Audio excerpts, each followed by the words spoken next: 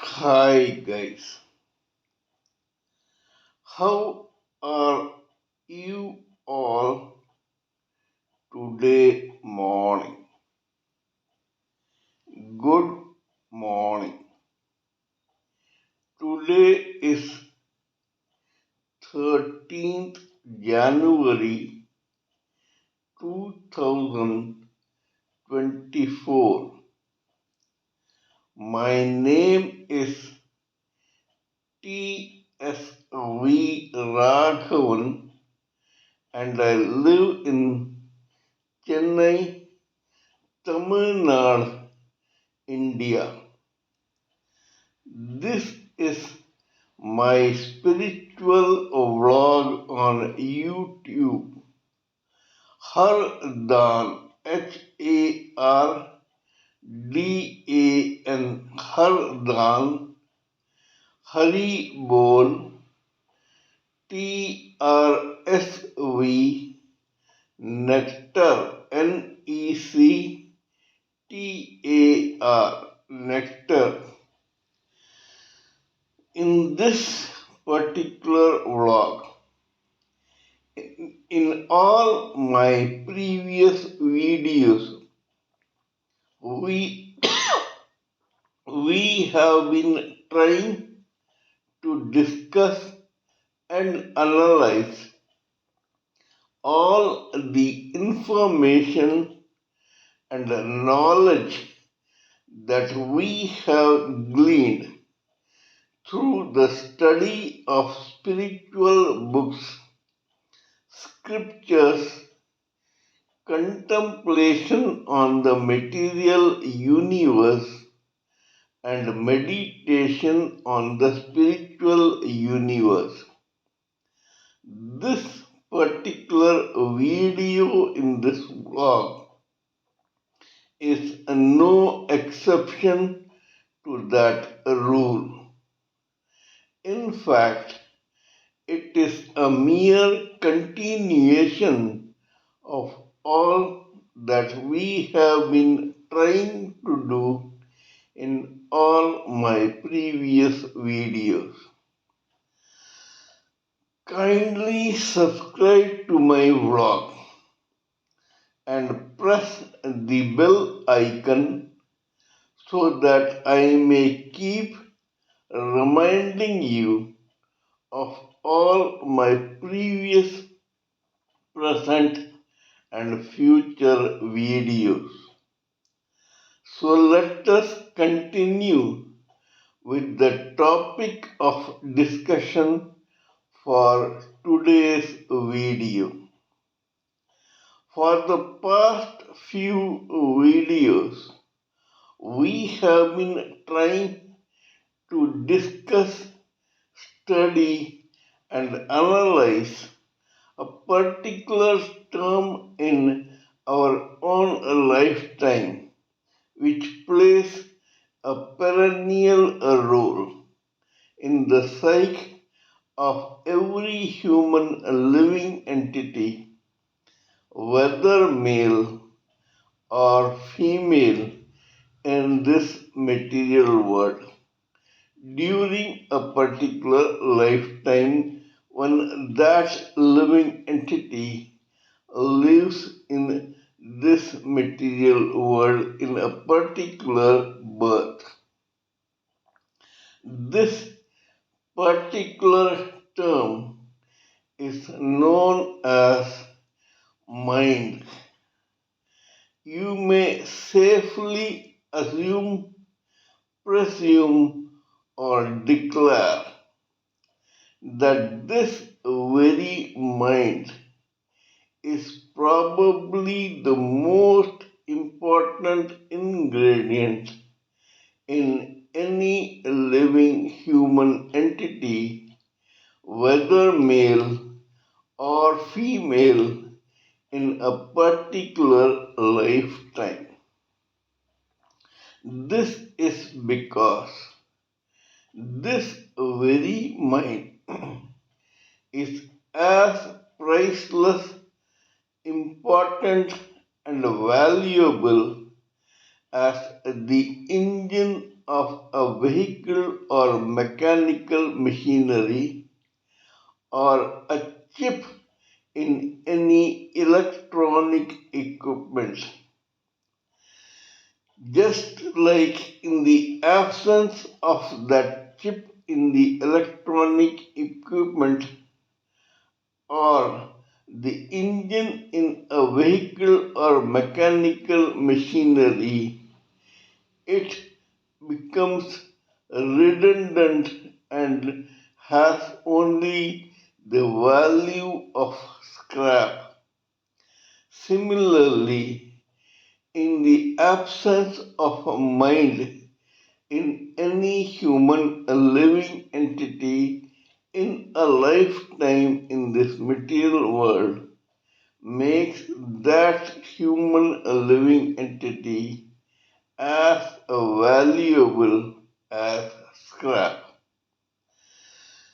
You may say that when the mind leaves this full capsule called living entity of any human being, the gross body which is used to identify that particular living entity outside into the society of this material world is so useless to that human living entity that he or she may safely have it dropped to this terra firma. When a living entity, whether male or female or any other species, decides to take birth in this very material world in a particular lifetime, this material world loans four ingredients to make up for the gross body of that living entity. This gross body has its work or duty on that living entity only during a particular lifetime of that particular living entity. In other words, the same living entity cannot safely presume that this material body in a particular lifetime in this material world permanently belongs to him or her or it.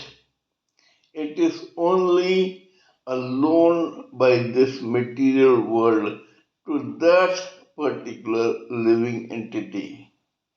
As soon as the lifetime of a particular birth of any living entity is over, he or she is forced to drop all the gross body made up of those four elements from the material world, namely air, fire, water, and earth. Sooner or later, the same gross body which a particular living entity dropped to the ground after his or her or its lifetime disintegrates and gets mixed with the original elements of that very material world because it was only a loan. The air from this gross body is mixed with the air, the fire with fire, the water with water, and the material side to the dust.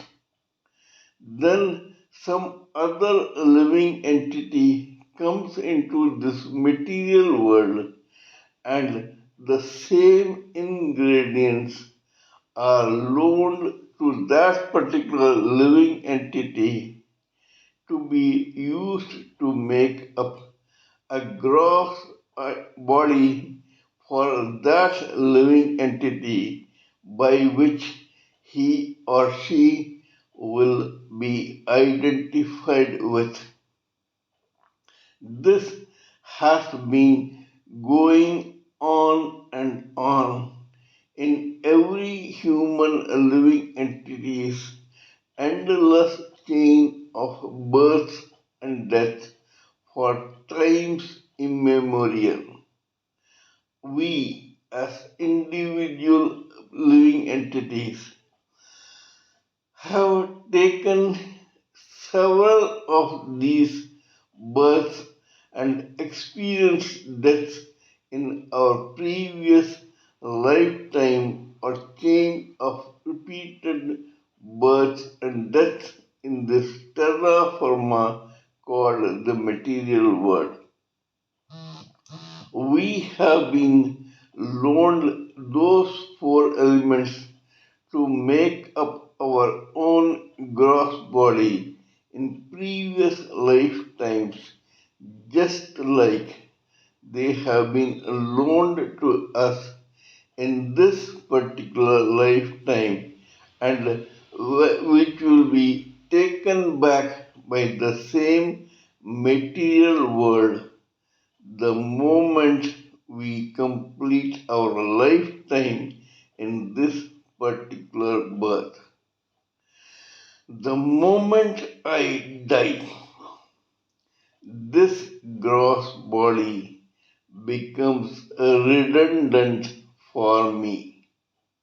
The moment I die, that very mind, along with another ingredient called ego, plus the three layers of subtle body, namely the causal body of intelligence and logic, the astral body of mind, feelings, and emotions, and the etheric body of senses, namely sight, hearing, smell, taste, and touch, will become one new capsule, and it will get blended into the ether for the same capsule to decide on taking another birth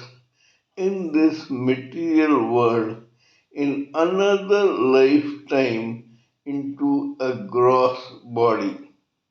In that particular lifetime, I will be identified in this society by that gross body which I have donned for that particular birth in that particular lifetime.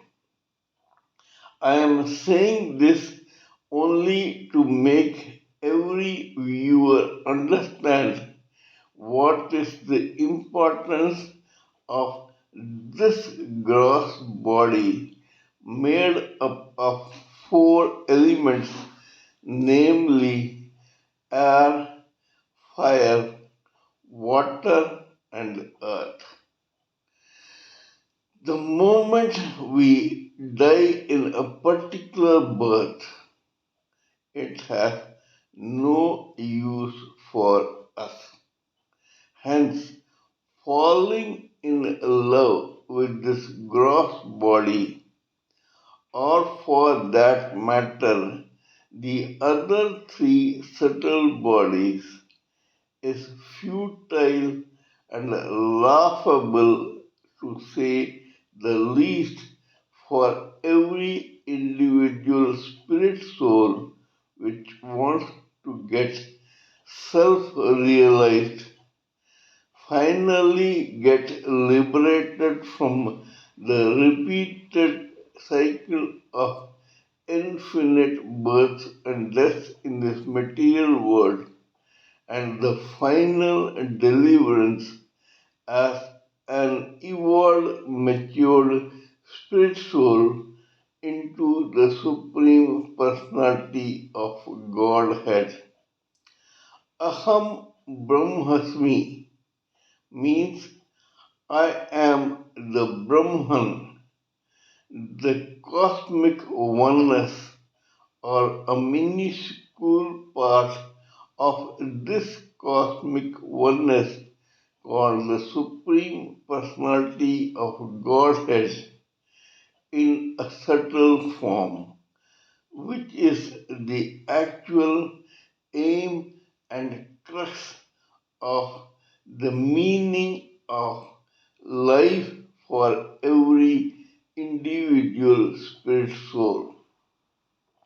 This individual spirit soul had once been a spirit spark which got ejected out of the spirit hole inadvertently or advertently by default or by design, deliberately or otherwise, knowingly or unknowingly.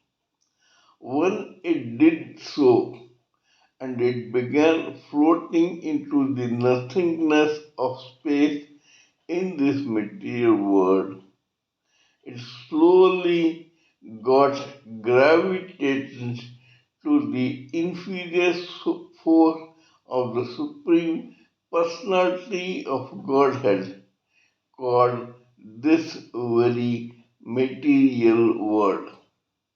Once it happened, the same material world allowed that spirit spark to touch the material world, thus transforming its identity from a mere spirit spark into a spirit soul.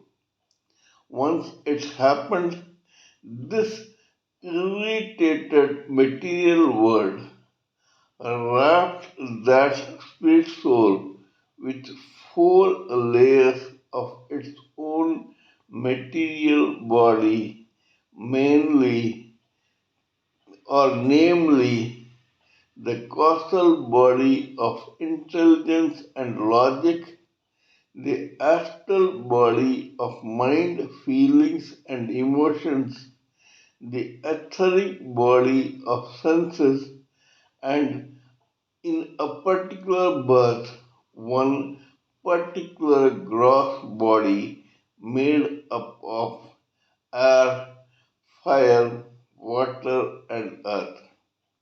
This goes on until, as I mentioned before, the same spirit soul realizes its true self and acts accordingly, going spiritual permanently. Every one of us, which is a capsule of that very spirit soul and the four layers of material body, must keep this goal in mind when we live in this material world in a lifetime.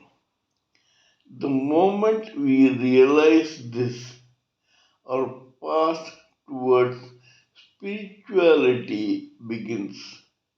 The path is not very short, it is quite long, and it encompasses several lifetimes depending upon the destiny, karma, hanchit karma, prarabdha karma, kriyaman karma, and agami karma of that particular spirit soul turned living entity. Hence, we all must, the moment we touch the spiritual path, keep enough patience to follow the footsteps dedicatedly, thinking only about the soul, the super soul, and the supreme personality of Godhead. This is known as devotion in the Indian, Hindu, or any other religion or mythology. Devotion is the essence for final self realization, liberation from repeated births and deaths, and final deliverance to the Supreme Personality of Godhead, which is the ultimate aim for every one of us living entities. This we must keep in mind before trying to analyze this mind, which helps in our reaching our goal successfully one day or the other. God has been extremely kind to every one of us living entities, whether we love it or leave it. The fact remains that every living entity experiences life in a particular lifetime not because of what God wished for him or her, but because of his or her prarabdha karma and kriyamana karma. Prarabdha karma is a slice of what is known as Sanchit karma. Sanchit karma is the storage of all actions and reactions of every human living entity, whether male or female, during several of his or her lifetimes. It is only because of a slice of that Sanchit karma that we are born in a particular lifetime in that slice called prarabdha karma, becoming the foundation for that particular birth. We cannot officially and logically blame anyone except ourselves for the birth that we have taken in a particular lifetime. As Dr. Abdul Kalam, the famous Indian nuclear scientist, once quipped, it is not wrong to be born poor, but it is certainly wrong or a sin to be dead or to die poor in a particular lifetime. Poverty does not only mean financial poverty. Poverty includes the wealth of knowledge, experience, maturity, and understanding in a particular lifetime. As he expressed in his sentence or statement, We are all born because of a slice of that Sanchit karma and called Prarabdha karma. This Prarabdha karma, when we were born, was not in our hands.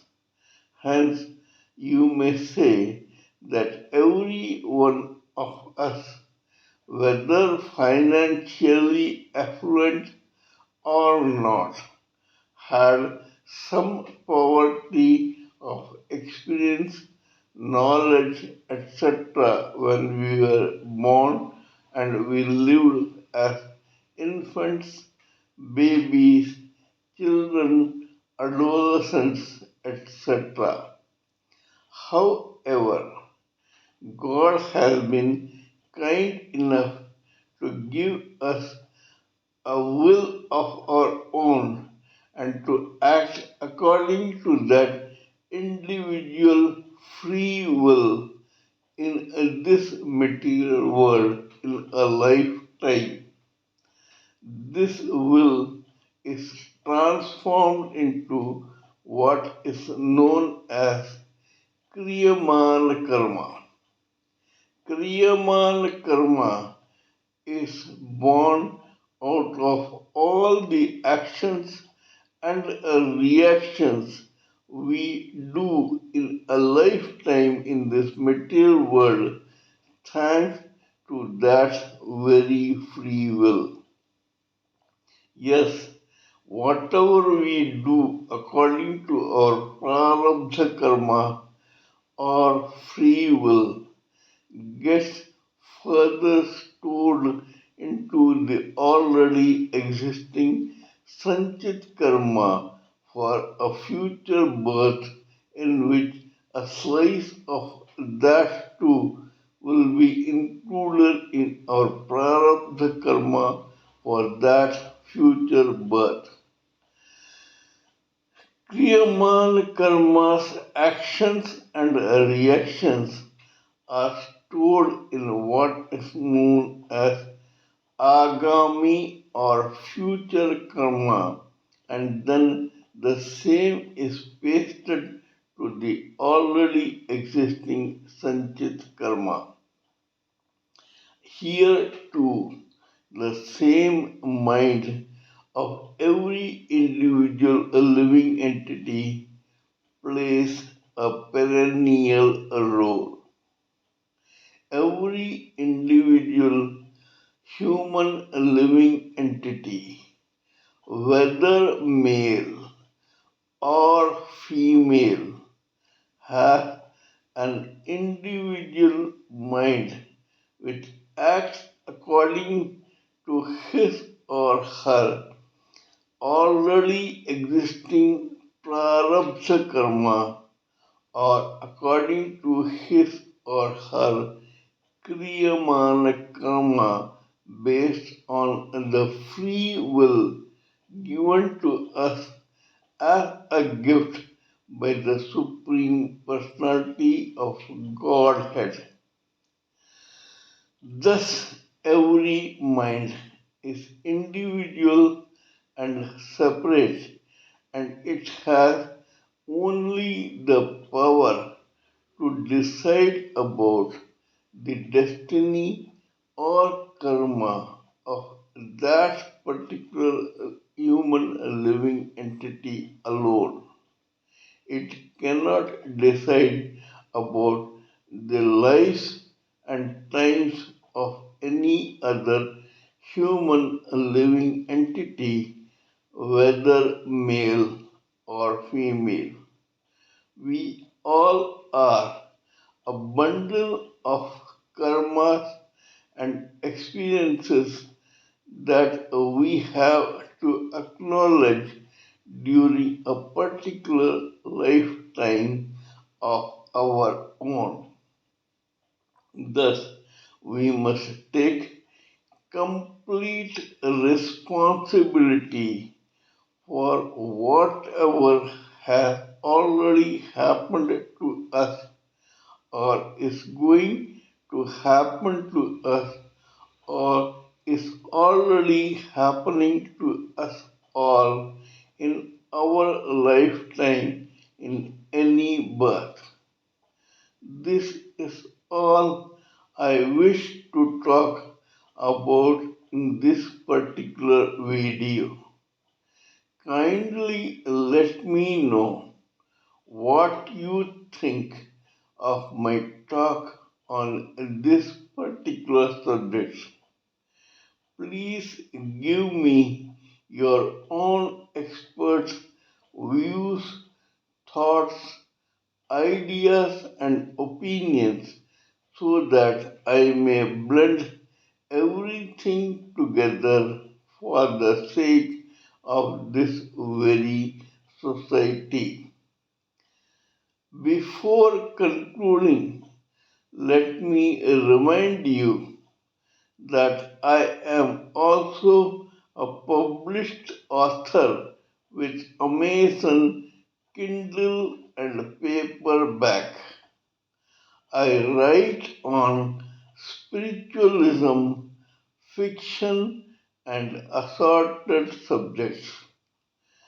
Spiritualism happens to be my favorite subject. Till we meet in my next video, it is good morning from TSV Raghavan.